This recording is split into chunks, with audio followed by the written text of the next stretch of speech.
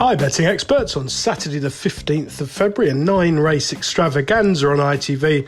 On Saturday, the best of the action from Ascot, where the ground's dried out appreciably, good to soft now across all courses, and the forecast set fair. Haydock on the softer side of good though, much better than it usually is at Haydock, although they do have to survive overnight temperatures of -2. Hopefully that gets the go ahead. And Wincanton, where they've got the Kingwell hurdle, the highlight of their card, on ground just on the softer side of good as well. We start off with our betting expert daily nap, sponsored by Priced Up Bet. This goes at Wincanton in the 136. It's the Grade 2 Kingwell hurdle, and I think Golden Ace can bounce back to her very best form for Jeremy Scott. Now, Jeremy, a brilliant trainer, I think, with limited ammunition. He's been very quiet. He's had a disappointing season, but they are kicking into gear now. 2 winners from his last 12 runners, and this high-class mare can bounce back to her best. Now, she caused a shock at the festival last season in that graded mares contest, beating Brighter Days Ahead, who's second favourite for the champion hurdle this time round, and has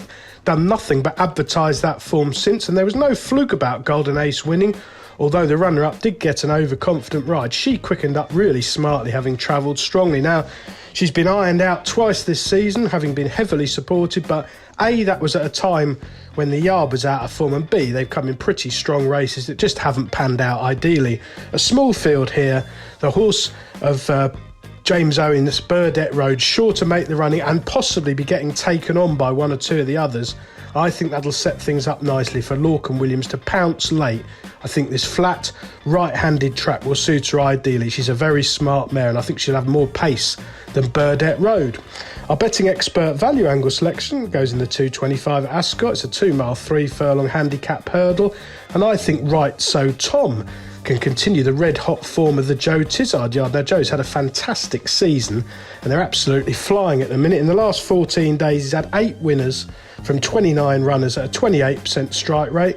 Right So Tom is a quietly progressive handicapper with upside after just 7 career starts over hurdles. I watched back his latest run at Newbury, which came on testing ground. He was free, he was harried on the lead. I thought he did well to last as long as he did. Now, I think he'll be suited by this intermediate trip going right-handed, and I'm hopeful he'll be able to set an uncontested pace and make all the running. He's the sort of horse who could improve quite dramatically for some decent spring ground. The remaining 7 races on ITV on Saturday, we'll do them in time order, starting at Ascot with a novice hurdle at 1:15. I like Kingston Pride here. He's owned by a very big punter in Ollie Harris. They put the money on it, Utoxter, on good ground, and he won fairly readily there, long odds on in the end, but quickening up smartly. The second and third have been beaten since, but not disgraced. He was then backed again, heavily supported at Sandown, but found deep conditions there too much. I think he's the sort who'll do a lot better on better ground. He's got a high cruising speed. I think he'll do these for pace. Staying at Ascot for a small field again for the Reynoldston, a Grade 2 over 3 miles. Well, Jinko Blue looked the real deal when winning at Windsor last time out under a very confident ride.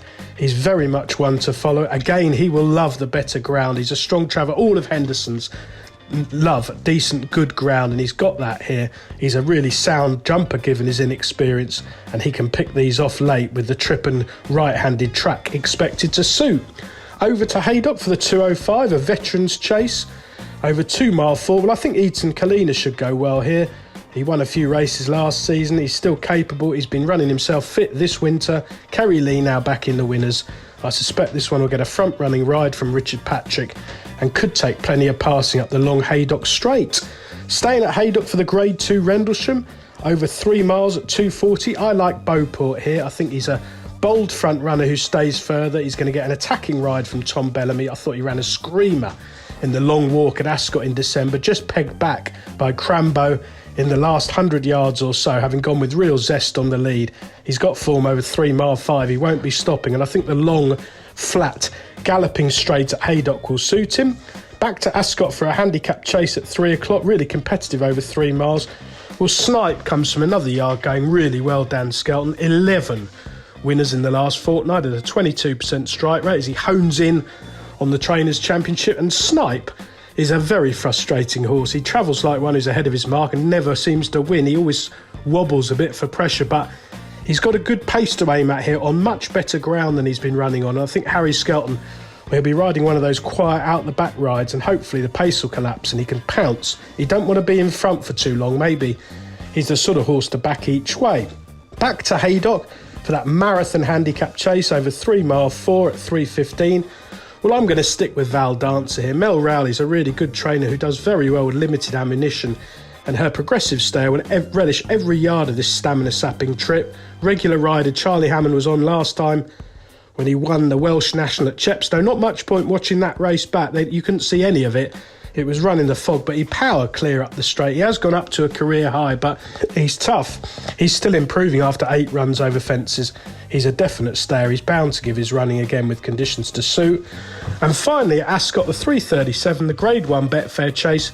A 3-cornered affair here. I think L'Homme Presse is the one to side with now at the price. Is bigger than 2-1 with priced up bet. Venetia Williams still flying along, 7 winners in the last fortnight. This one's won 8 from 13 over fences. I love the way he was given a confident kid gloves ride by Charlie Deutsch to win the Cotswold Chase at Cheltenham in January, just doing enough. And I think he'll be fine round Ascot. He's a bold jumper. He might go out a bit to his left round here, but I think he can pick these 2 rivals off late. Best of luck with all 9 ITV races on Saturday, betting experts, and please do check out our sponsor, Priced Up Bet.